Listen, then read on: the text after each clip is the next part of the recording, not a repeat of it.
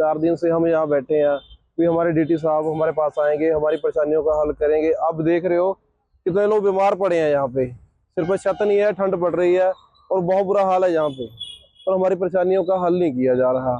यहाँ पे कब से अभी और भी बंदे टर्मिनेट कर चुके हैं, जिनकी वजह से सबकी रोजगार जा चुका है, और शांतमय तरीके से बैठे, कोई हा हुल्ला नहीं चल रहा यहाँ पे।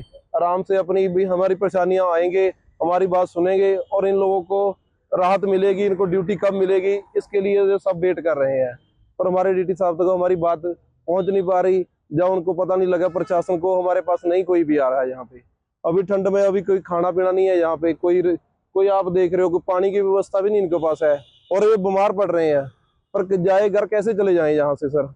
आप खुद बताओ, जब घर पे रोजगार नहीं है, पैसा नहीं है, हमारी सैलरियां नहीं आ रही, तो हम घर भी नहीं जा सकते।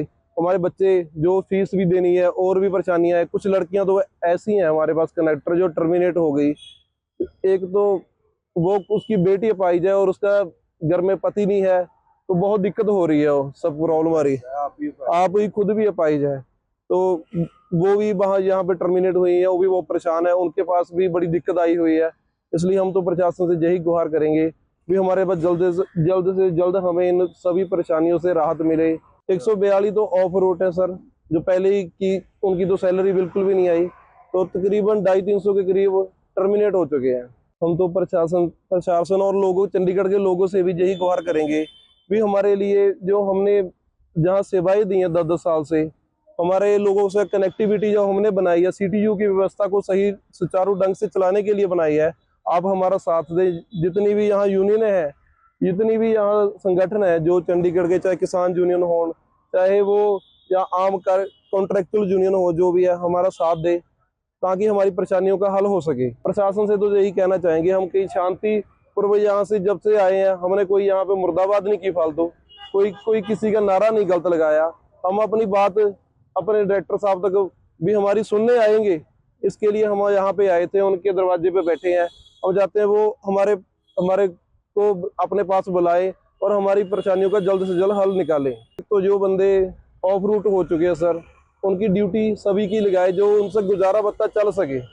दूसरा, जो बंदे टर्मिनेट हो चुके हैं सर, जो परेशानी है, आप 10 साल से यहाँ जॉब कर रहे हो, आपको पता लगे अपर FIR हो गए, टर्मिनेट हो गए, तो आपका गुजारा बता कैसे घर भी नहीं जा सकते कोई यहाँ पे, क्योंकि हमारी कॉन्ट्रैक्ट पे जॉब है, कोई इतनी सैलरी भी नहीं है जो हम ज्यादा हो कर सके। क्योंकि सर हमारा अभी जो चल रहा था वो DC रेट चल रहा था, ठीक है। अभी उनके कम करके जैसे 30,000 सैलरी मुश्किल से हुई थी, तो अभी 20,000 कर दी जाएगी। तो आप बताओ कितनी किस्तें, जो बंदा घर का मकान भी बनाता है, बच्चों के लिए कुछ चीजें भी सामान भी लेता है, वो 20,000 में कैसे गुजारा कर पाएगा? वो भी इस महंगाई के शहर में, आपको जहाँ पर सब कुछ खरीदना पड़ता है। हमारे प्रधानमंत्री मोदी जी और हमारे गवर्नर साहब से भी गुजारिश है, होम सेक्रेटरी साहब से की है भी, हमारे जो भी भाई यहाँ पर बैठे हैं, इनका रोजगार न छीना जाए।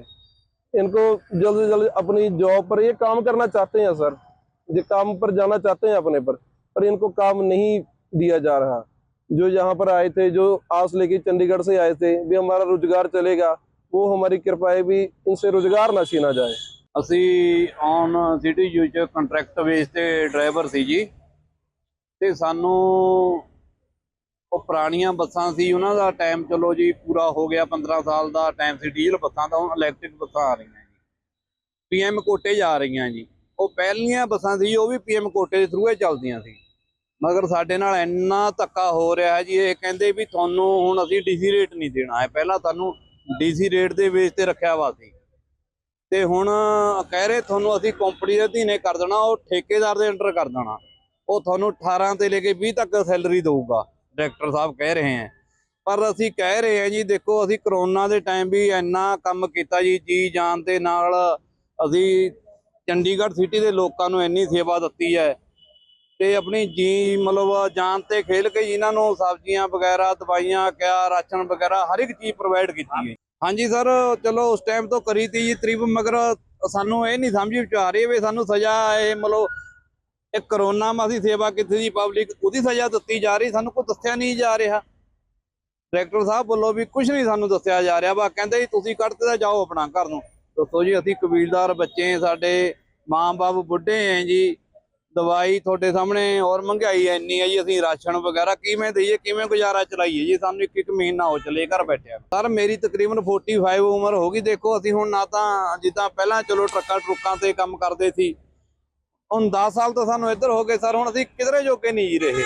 ਹੁਣ ਦੱਸੋ ਅਸੀਂ ਕਰੀਏ ਤਾਂ ਕਰੀਏ ਕਿਆ। ਇਹਨੇ ਤਾਂ ਬਿਲਕੁਲ ਸਾਨੂੰ ਨਿਹੱਥੇ ਕਰਤਾ जी। सर ये ना हमारे मतलब कल भी बीमार हो गए थे, और कल भी हमने 4-5 लोगों को एडमिट करवाया, और आज फिर अभी आपके आगे आगे 2 लोगों को इमरजेंसी लेके जाना पड़ गया उनको। पर साडी महकमे वालों कोई सुनवाई नहीं जी हो रही। असीं देख लो जी, ऐसी सर्दी दे विच हवा 'च बैठ रहे हैं जी। कब तक ऐसा ही चलता रहेगा? जब तक साडा हल नहीं जी हुंदा, ਸਾਡੀਆਂ ਚਾਹੇ ਡੈੱਡ ਬੋਡੀਆਂ ਜਾਣ ਜੀ ਉਰੇ ਦੇ, ਪਰ ਅਸੀਂ ਹਿੱਲਣਾ ਨਹੀਂ ਜੀ ਹੈ ਉਰੇ ਤੋਂ। ਮਾਮਲਾ ਤਾਂ ਇਹੀ ਹੈ ਜੀ, ਜਦੋਂ ਦਾ ਸਾਡਾ ਗੁਜ਼ਾਰੇ ਨਹੀਂ ਜੀ ਚੱਲਣਾ। ਸਾਡੇ ਬੱਚੇ ਵਿਚਾਰੇ ਸਾਡੇ ਹੱਥਾਂ ਕਿ ਨਹੀਂ ਦੇਖ ਰਹੇ ਹੈ ਵੀ ਕਿਵੇਂ ਸਾਡੇ ਮੇਰੇ ਡੈਡੀ ਆਉਂਗੇ, ਮੇਰੇ ਪਾਪਾ ਆਉਂਗੇ, ਉਹ ਸਾਡੇ ਹੱਥਾਂ ਕਿ ਨਹੀਂ ਦੇਖ ਰਹੇ ਕੁਝ ਖਾਣੇ ਕੇ लिए। ਪਰ ਸਰ ਅਸੀਂ ਲੈ ਕੇ ਕਿਆ ਜਾਈਏ? ਸਾਨੂੰ ਮਹੀਨਾ ਦਾ ਹੋ ਗਿਆ ਘਰ ਬੈਠਿਆਂ ਨੂੰ ਸਰ। ਇੱਕ ਸਾਡੇ ਕੋਲ 1 ਰੁਪਿਆ ਵੀ ਨਹੀਂ ਹੈ। ਅਸੀਂ ਇਸ ਟਾਈਮ ਖਾਣਾ ਵੀ ਅਸੀਂ ਗੁਰਦੁਆਰਾ ਸਾਹਿਬ ਤੋਂ ਲੈ ਕੇ ਆ ਰਹੇ ਹਾਂ ਜੀ। ਕੱਲ ਪਾਣੀ ਵੀ ਸਾਨੂੰ ਭਰ ਨਹੀਂ ਦਿੱਤਾ ਜਾ ਰਿਹਾ ਡਿਪੂ ਵਿੱਚੋਂ। ਸਰ ਜੀ ਅਪੀਲ ਤਾਂ ਸਿਰਫ ਅਸੀਂ ਇਹੀ ਕਰਦੇ ਹਾਂ ਜੀ ਵੀ ਸਾਡੇ ਰੋਜ਼ਗਾਰ ਨੂੰ ਧੱਕਾ ਨਾ ਦਿੱਤਾ ਜਾਵੇ। ਜਿਸ ਤਰ੍ਹਾਂ ਅਸੀਂ ਪਹਿਲਾਂ ਇਮਾਨਦਾਰੀ ਦੇ ਨਾਲ ਕੰਮ ਕਰਦੇ ਸੀ ਉਦਾਂ ਹੀ ਕਰਦੇ ਰਹਾਂਗੇ। ਮਗਰ ਸਾਡਾ ਜਿੱਦਾਂ ਤੁਸੀਂ ਡੀਸੀ ਰੇਟ ਤੇ ਰੱਖਿਆ ਵਾ, ਅਸੀਂ ਸਾਨੂੰ ਡੀਸੀ ਰੇਟ ਤੇ ਚੱਲਣ ਦਿਓ।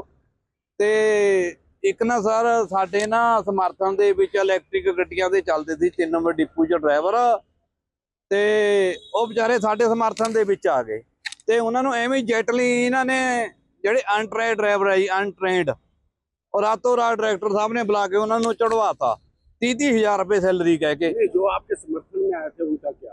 उनको सर नौकरी से टर्मिनेट कर दिया, निकाल दिया था। आदमी आप जो टर्मिनेट हो सर साढ़े 142 का बंदा पहले ही है जी, ते 200-250 बंदा हो रही साडा। पिछे कंडक्टर है जी, पिछे ड्राइवर है जी। ਅਸੀਂ ਸਰ ਪ੍ਰਧਾਨ ਮੰਤਰੀ ਸਾਹਿਬ ਨੂੰ ਤੇ ਆਪਣੇ ਚੰਡੀਗੜ੍ਹ ਦੇ ਪ੍ਰਸ਼ਾਸਕ ਨੂੰ ਜੀ ਤੇ ਆਪਣੇ ਡਾਇਰੈਕਟਰ ਸਾਹਿਬ ਨੂੰ ਵੀ ਬੇਨਤੀ ਕਰਦੇ ਹਾਂ, ਜੇ ਸਰ ਤੁਸੀਂ ਆਪਣਾ ਕੰਮ ਤੇ ਨਹੀਂ ਸਾਨੂੰ ਰੱਖਣਾ ਚਾਹੁੰਦੇ, ਸਾਨੂੰ ਜ਼ਹਿਰ ਦੇ ਦਿਓ। ਅਸੀਂ ਤੁਹਾਡੇ ਸਾਹਮਣੇ ਖਾ ਕੇ ਆਪਣੀ ਜੀਵਨ ਲੀਲਾ ਖਤਮ ਕਰ ਦੂੰਗੇ, ਪਰ ਸਾਨੂੰ ਰੋਜ਼ ਤੜਫਣੇ ਨਾਲ ਤੇ ਇੱਕ ਦਿਨੇ ਸਾਨੂੰ ਜ਼ਹਿਰ ਦੇ ਦਿਓ ਬਸ। ਨਹੀਂ ਤਾਂ ਸਾਨੂੰ ਉਸੇ ਤਰ੍ਹਾਂ ਜਿਸ ਤਰ੍ਹਾਂ ਪਹਿਲਾਂ ਡੀਸੀ ਰੇਟ ਤੇ ਅਸੀਂ ਚੱਲਦੇ ਸੀ, ਅਸੀਂ ਜ਼ਿਆਦਾ ਨਹੀਂ ਮੰਗਦੇ। ਜੋ ਡੀਸੀ ਰੇਟ ਚੱਲ ਰਿਹਾ ਚੰਡੀਗੜ੍ਹ 'ਚ, ਜਿਹੜੀ ਸੈਲਰੀ ਸਾਨੂੰ ਪਹਿਲਾਂ ਦਿੰਦੇ ਸੀ, ਤੇ ਕੰਡਕਟਰ ਸਾਡੇ ਨਾਲ ਦੇ ਡਰਾਈਵਰ ਚੱਲ ਵੀ ਰਹੇ ਹੈ ਜੀ, ਉਸੇ ਤਰ੍ਹਾਂ ਸਾਨੂੰ ਵੀ ਰੱਖਿਆ ਜਾਵੇ। ਸਾਡੇ ਨਾਲ ਬੇਇਨਸਾਫੀ ਕਿਉਂ ਕਰ ਰਹੇ ਜੀ? ਇਹ ਚੀਜ਼ ਸਾਨੂੰ ਸਮਝ ਨਹੀਂ ਆ ਰਹੀ। यहाँ बैठे रहेंगे आप? ठंड इतनी पड़ रही है, कब तक चलेगा? ਸਰ ਜਦ ਤੱਕ ਸਾਡਾ ਹੱਲ ਨਹੀਂ ਜੀ ਕਰਦੇ, ਜਦ ਤੱਕ ਅਸੀਂ ਏਦਾਂ ਹੀ ਚਾਹੇ ਸਾਡੇ ਸਾਹ ਮੁੱਕ ਜਾਣ, ਪਰ ਮਗਰ ਅਸੀਂ ਜਾਵਾਂਗੇ ਨਹੀਂ, ਕਿਉਂ ਅਸੀਂ ਜਾ ਕੇ ਕੀ ਕਰਨਾ ਜੀ।